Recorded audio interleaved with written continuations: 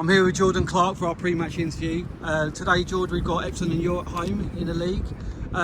Also, the club have put on a schools day today with some of the schools in the local area. Yep. So expecting some new faces and maybe some younger people coming today. That's only good for the club, I see. Yeah, really good. Yeah, like obviously our focus is solely Epsom.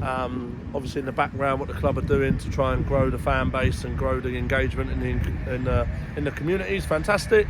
But our focus is obviously if we do our job on the pitch, and we're hoping that some will come back again, have an enjoyable day, and see this level of football as somewhere they can commit to on a Saturday and enjoy it. So yeah, obviously that's all great, but our focus is really, how we're going to get 3 points today, how we're going to have a positive performance against a very difficult side who are on the up.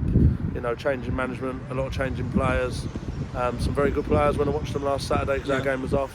They've got some really good individuals in there, and they're coming together as a group. So this is one of them where the league table definitely is false in terms of their position. I think they're more than safe, and I think they'll be, if they keep that side together, they'll do well. So fair play to them. So we've got to make sure that we're diligent on that, not look at the league table and think, this is one of them that we can take off 5%. We're definitely going to need 5-10% extra. Because they're fighting for their lives, and I think it's only 3 or 6 points they'll need, and we don't want them to get that today. Do you know what I mean? So we're focusing on making sure we put a positive performance and hopefully get a positive result. And obviously seen them only recently, as recent as last Saturday. Is there any areas that you think they might cause us problems or worry us? Yeah, look, their front three are dynamic. They've got some good players there. They've recruited well in midfield. I like Green, who plays in midfield for them. He's high energy. So yeah, we're going to have to make sure like we've done our due diligence on them. We went a little bit above and beyond this week on Thursday to get a 3G facility to train on for 2 hours, so that we could get some proper tactical stuff into the boys and make sure that we're planned and ready to go. So we made sure of that.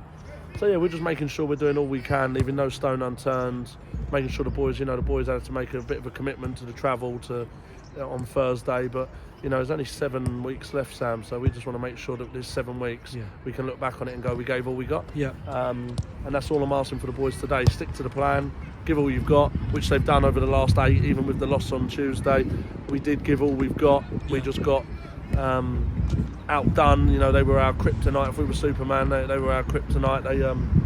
They definitely had our number in terms of how the game went, and obviously mistakes didn't help. So we're just hoping today to start another run. If anyone's looking at it saying, that's an issue Tuesday, we're in great form, Sam. We're in great form. Like last 8 games, 1 loss in them 8. You know what I mean? We're in great form, and we shouldn't be looked at as a team on the way down. We're only going up. We're interested in trying to be as progressive as we can and try and finish as high as possible. But it's so much to play for, still with 33 points. So let's see where we end up.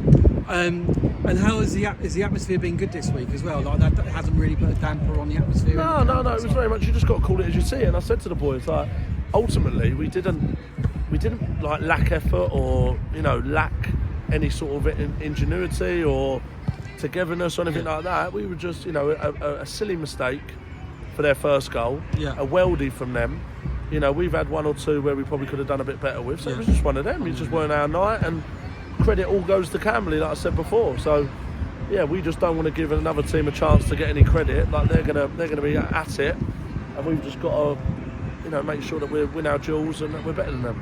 And then regarding today's squad, we got Gavin come back in today and Tyrese as well. That must be a positive for the squad. Personally, they weren't available Tuesday. We knew that in advance, so they were just saying it as it is. They were 2 players that had a good night Tuesday. Do you know what I mean? They definitely were ones that I was looking at. If we had them, it would have been a bit helpful.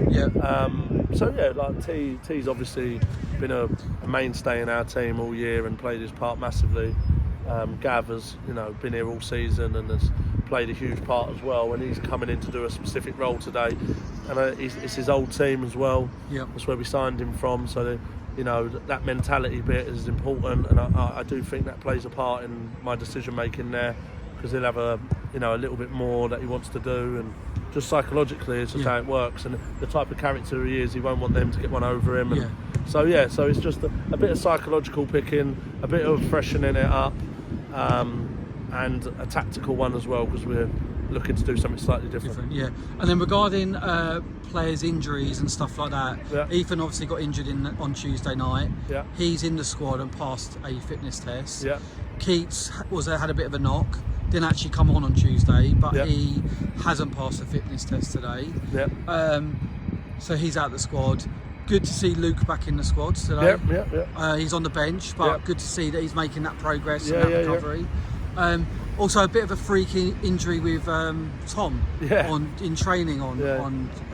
Do you know what's happened there? Yeah. So it was just a boot clash, and Tom's ended up with a hole in his foot, and he's had to have stitches. Probably rules him out for 2-3 weeks. Yeah. Not ideal.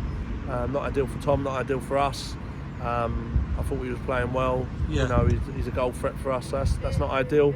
But these things happen. Obviously, having Luke back's massive, absolutely massive. Isaac's been phenomenal for us, and will continue to be. But having Luke back in the fold, so we can pick out of them two. There's not going to be two better goalies.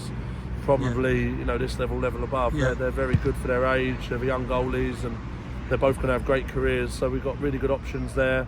But Does that give you a bit of an issue? Yeah, They will be battling for that one Isaac's space. got to keep his spot. If he plays well today, it will make my decision, harder. And Luke's then got to make sure that he's not trying to be a hero, and he comes back when he's actually fully fit. At the minute he's telling me he's got no pain in his shoulder, so that's great. Yeah.